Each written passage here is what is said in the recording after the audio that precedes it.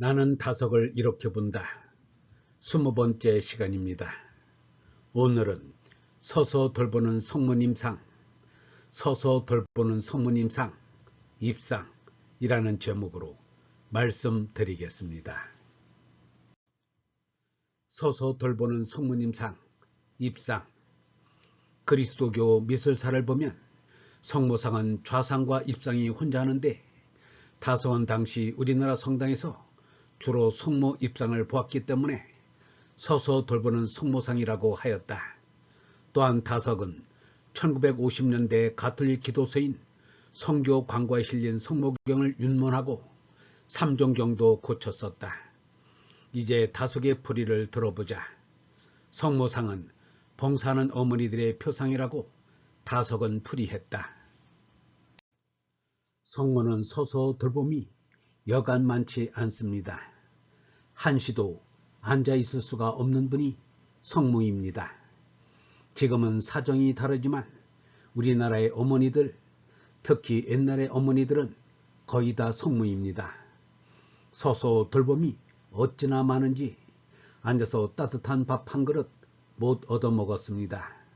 더울 때 더위를 혼자 이고, 추울 때 추위를 혼자 이고, 앉지도 못하고 서성거리다가 간 것이 우리나라 어머니들입니다. 같은 것으로 관세음 보살이 있습니다. 세상 소리를 듣고 처리해 준다는 영리한 부처님입니다. 천수 관세음 보살이 있습니다. 손이 1000개요, 귀가 1000개입니다. 그만큼 바쁩니다. 세상 소리를 죄다 듣고 손으로 죄다 처리해 주기 때문입니다. 불교에서도 이 부처가 가장 자비하다고 합니다. 그런데 예수에게 기도하기보다 성모 마리아에게 기도를 드리는 것은 우리도 직접 느끼는 것 같이 아버지가 좀 어려운 까닭입니다. 자식이 학교에 드는 돈을 타는 것도 웬일인지 어머니한테 얘기해서 다 쓰는 게 편합니다. 아버지, 돈 좀 주십시오 하면 꽥 소리를 지릅니다. 그러면 어머니가 중간에서 자식 편을 거들어서 돈을 타게 합니다. 이같이 아버지에게 직접 말하기가 어려우니까 어머니에게 얘기한다는 것이 가톨릭의 신앙입니다. 성모한테 기도를 하되 기도의 속사정을 성모가 대신 아버지에게 전달해 달라는 것입니다. 보다시피 우리의 간구를 하느님께 전해 주십사고 성모께 당부하는 전구, 곧 중보 기도를 다석은 인정했다.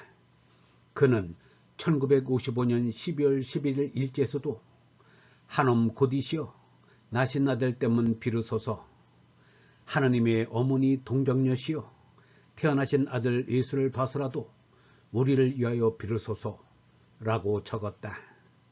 그렇지만 다석은 가톨릭 정교의 식으로 성모상에 대고 절하는 성모 신신만은 거부했다. 성모상은 애당초 우상으로 만들어진 것이 아니라 예술품으로 만들어졌을 것입니다.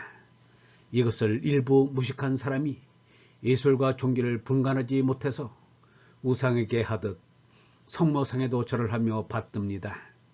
이 사람은 성모상에 기도하는 것을 아직 인정하지 않고 있습니다.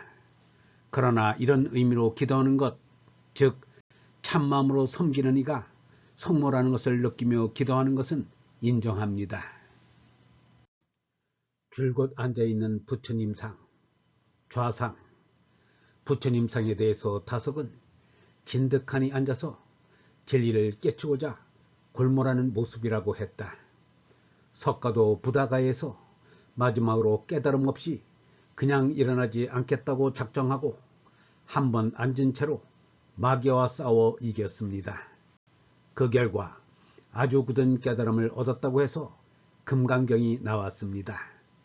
그래서 그랬던가 다석은 평생 무릎을 꿇고 앉아서 공부하고 묵상하고 대화했다. 나무에 매달린 그리스도상, 십자고상.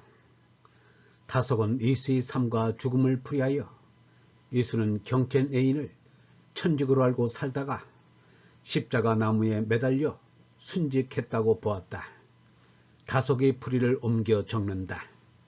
십자가에 못 박힌 예수 그리스도는 천직에 매달린 분입니다. 천직에 매달린 모범을 통해 우리를 위한 대속을 보여주었습니다. 죽기로 천직을 다한 것을 우리에게 보여주었습니다. 어떻게 보면 이 세상에서 어떤 사람이건 어딘가에 매달려 가야만 한 것 같습니다. 자기 천직의 임무를 다하는 것이 십자가에 매달린 예수와 같은 독생자가 되는 길임을 알 수 있습니다. 참마음으로 천직을 다하는 이가 그리스도입니다. 예수는 하나밖에 없는데 그렇게 될 리가 없다고 할지 모르겠습니다. 그러나 이 사람이 늘 말하듯이 그리스도계에서의 예수는 우리를 대표합니다.